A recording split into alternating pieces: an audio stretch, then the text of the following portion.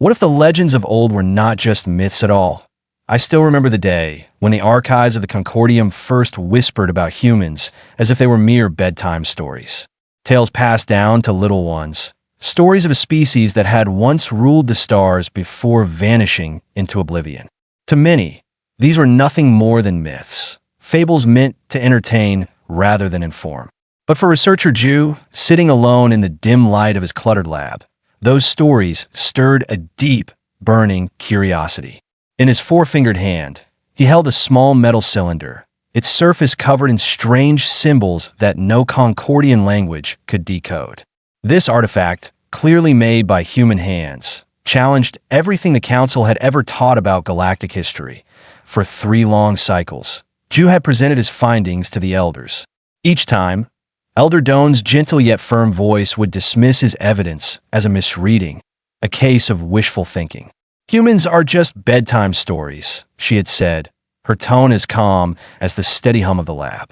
But as Ju studied the artifact again, the lab screens displayed data that told a very different tale, one of advanced metals, unknown energy signatures, and secrets hidden deep in the dark recesses of space.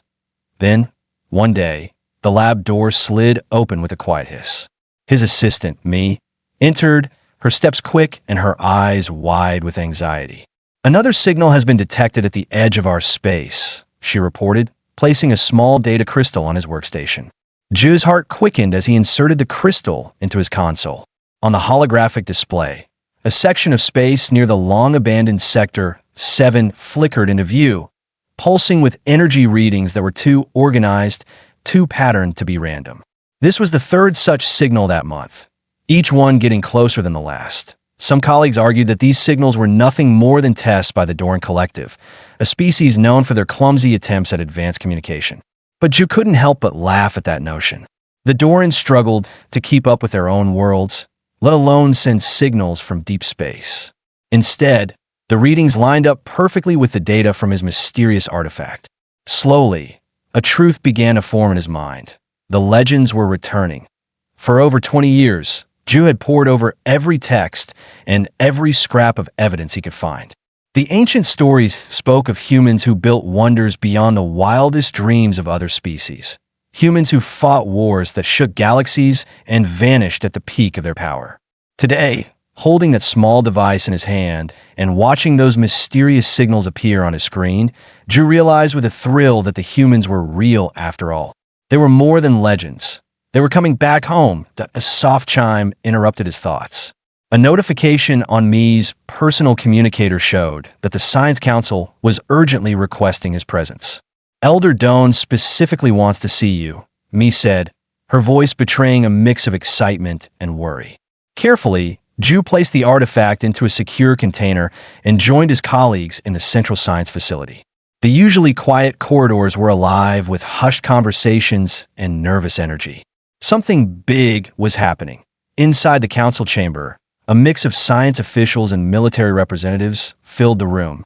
At the center, Elder Doan sat with an expression that was uncharacteristically tense. As Ju entered, she beckoned him to present his findings once more.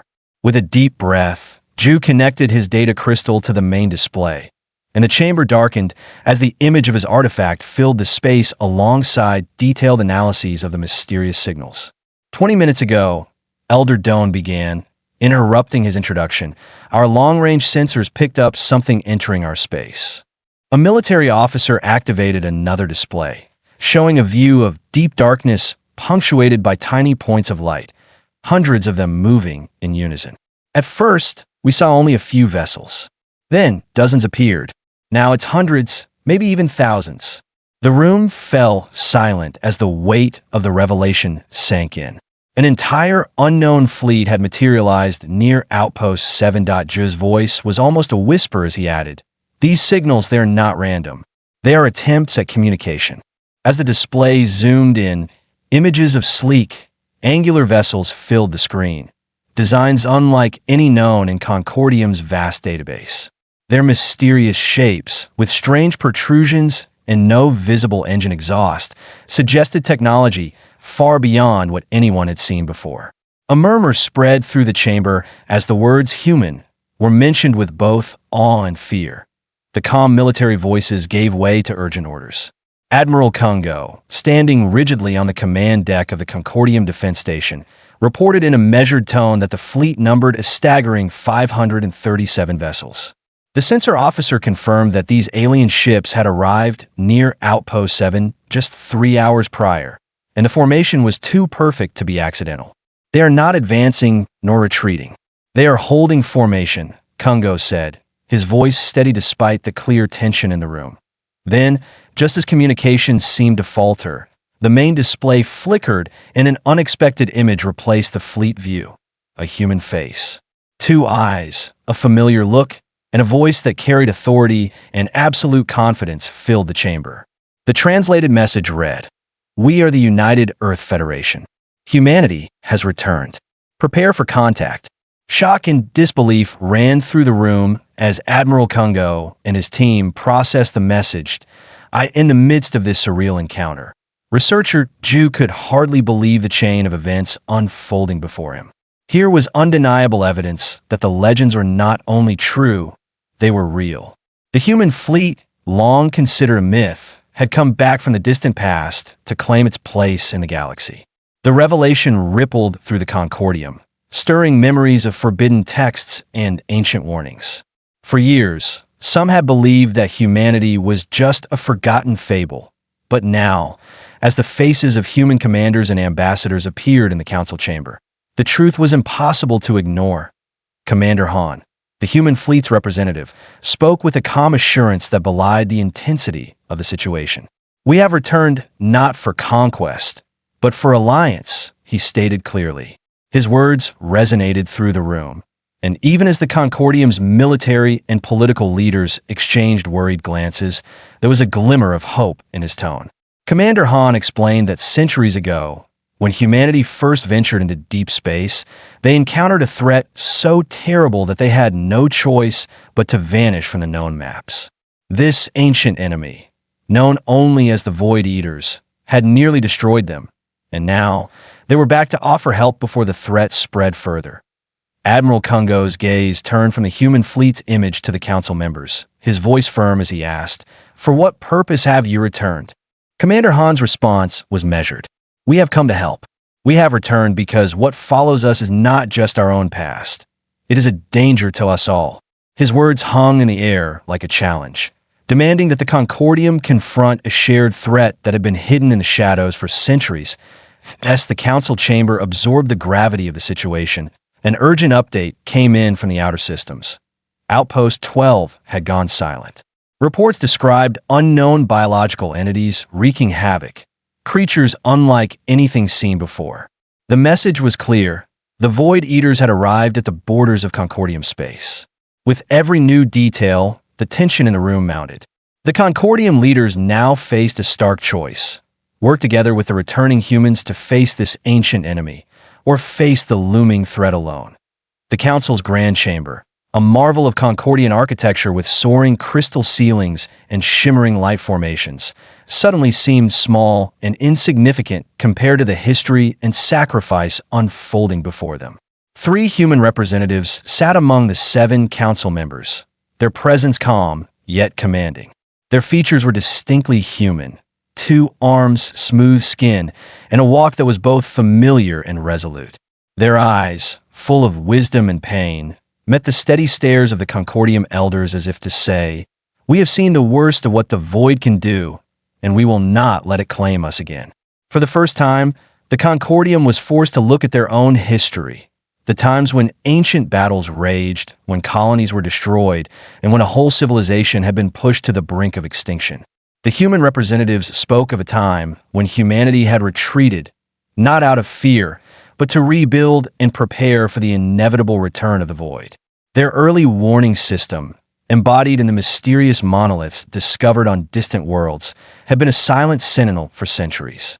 Now, the monoliths pulsed with an eerie urgency, their signals increasing in frequency, warning of an encroaching danger. Researcher Ju, who had once been ridiculed for his belief in the human legends, now stood as an unlikely bridge between the 2 worlds. His voice, filled with both excitement and trepidation, explained that the recent data from Concordium's own outposts confirmed the human claims. The patterns of energy pulses, the strange transmissions from abandoned outposts, and the horrifying final messages from destroyed stations. All of it painted a picture of an enemy that was growing stronger with each passing moment. In the following hours, heated discussions filled the council chamber. Some Concordium leaders were skeptical, wondering if the humans' return was a guise for conquest. Others were deeply moved by the evident sacrifice that had led humanity to hide away and protect themselves from the Void Eaters. Ambassador Jin, a veteran of many such debates, spoke with a quiet authority. We retreated to survive, to learn, and to prepare.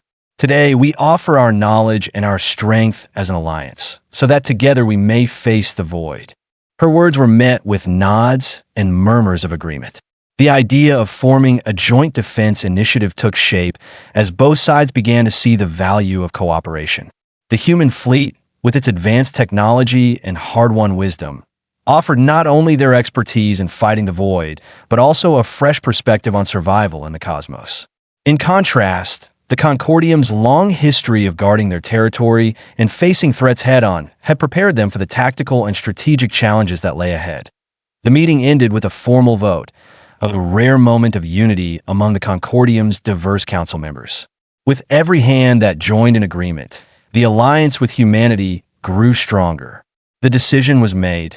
The Concordium and the United Earth Federation would face the void together. The Joint Defense Initiative was set in motion, and preparations began in earnest.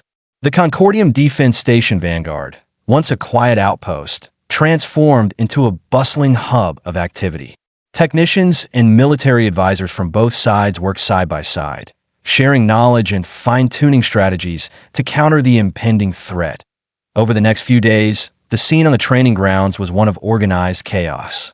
Concordium soldiers, with their 4 arms and naturally armored skin, trained alongside human instructors whose movements were marked by speed and precision. The differences between the species became a strength rather than a hindrance, as each learned from the other's techniques. The once rigid formations of Concordium troops now moved with the fluid grace of a united force, a symbol of hope in the face of unimaginable danger. As the joint operation center roared to life with activity, Commander Han addressed both forces in a heartfelt speech. "We did not return to reclaim what was lost," he said firmly, his voice carrying across the assembly. "We returned because we know the cost of inaction. The Void Eaters, these beings that consume everything in their path, have grown bolder. They will not wait until we are too weak to resist.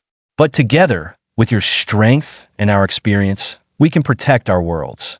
We can stand as a single force against the darkness." In that moment, every soldier, researcher, and leader in the room felt a surge of determination.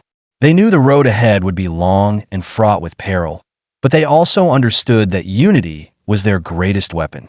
The alliance was not just about sharing technology or forming battle lines. It was about combining centuries of knowledge, courage, and sacrifice to safeguard a future where myths could become legends for a new generation. The long-held belief that humans were merely legends had been shattered by the sudden appearance of a mighty fleet on the horizon. What began as a quiet, persistent quest for truth by one dedicated researcher had blossomed into a revelation that united disparate worlds. Humanity's return was not an act of conquest, but a call for alliance against an ancient, relentless enemy. A call to stand together in the face of the Void Eaters that threatened every corner of the galaxy. As the joint forces of the Concordium and the United Earth Federation prepared for the battles ahead, the lessons of the past echoed in every heartbeat.